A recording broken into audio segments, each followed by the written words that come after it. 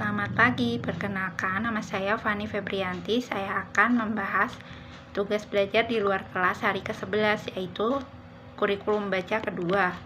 Yang pertanyaan bagian A, jawablah pertanyaan mengenai tahap persiapan.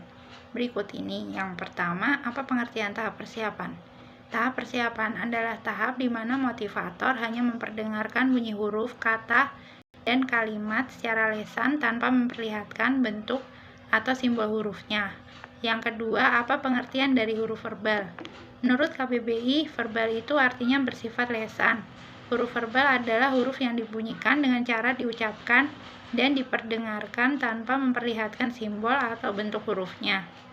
Yang ketiga, tahap persiapan disebut juga dengan tahap apa? Tahap persiapan disebut juga dengan tahap verbal. Nomor 4, mengapa ada tahap persiapan? Karena adanya tahap persiapan ini supaya anak diperkenalkan dengan bunyi hurufnya dulu sebelum diperkenalkan dengan bentuk atau simbolnya. Nomor 5, apa tujuan adanya tahap persiapan?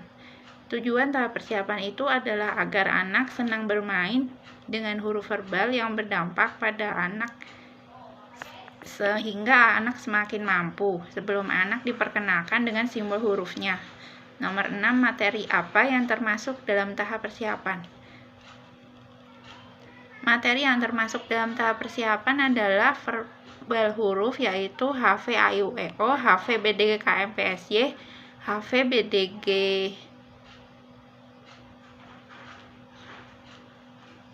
HV JLN TRC. Yang kedua, variabel kata yang meliputi 4 HVK, 4 HVS, 5 HVS. Yang ketiga, verbal dikte yang meliputi D4 HVK, D4 HVS, D5 HVS, dan 4 verbal kalimat sederhana yaitu 4 HKS. Nomor 7, bagaimana cara penyampaian motivator dalam tahap persiapan? Cara penyampaian motivator dalam tahap persiapan adalah dengan memperdengarkan dan mengucapkan bunyi-bunyian kepada anak melalui berbagai metode seperti berdialog bimba, yel bimba, dan lagu labimba. Yang B, jawablah pertanyaan verbal AIU EO. Yang pertama, apa pengertian dari verbal AIU EO? Verbal AIU EO adalah pengucapan bunyi huruf AIU EO tanpa memperlihatkan bentuk simbolnya. Yang kedua, apa tujuan utama dan tujuan khusus dari verbal AIU EO? Tujuan utamanya adalah agar anak menyukai kegiatan bermain huruf verbal AIU EO.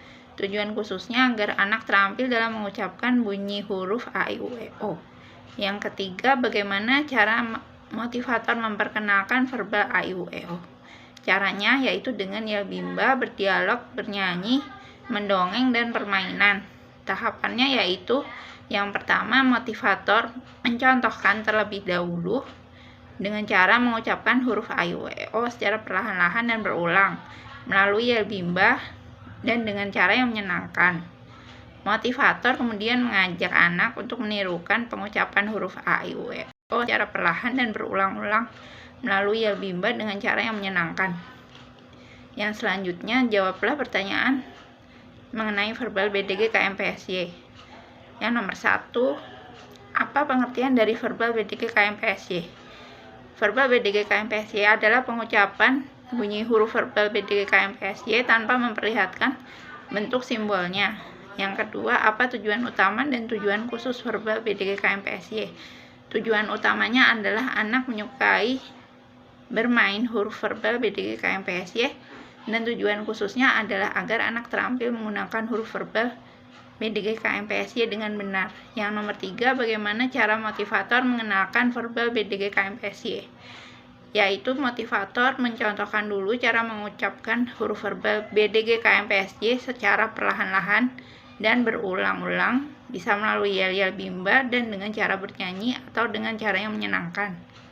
Yang kedua, motivator mengajak mengikuti atau mengucapkan bersama huruf verbal melalui yel-yel bimba dan dengan cara yang menyenangkan.